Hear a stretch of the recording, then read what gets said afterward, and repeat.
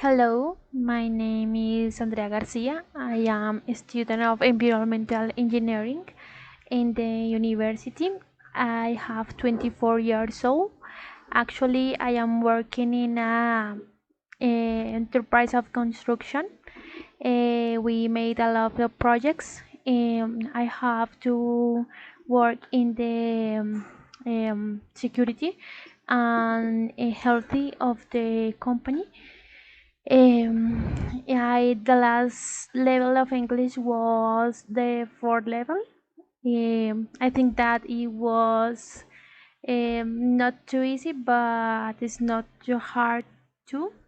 It was a good level. I learned about a lot of things in of the English language, and I think that it was really constructed for my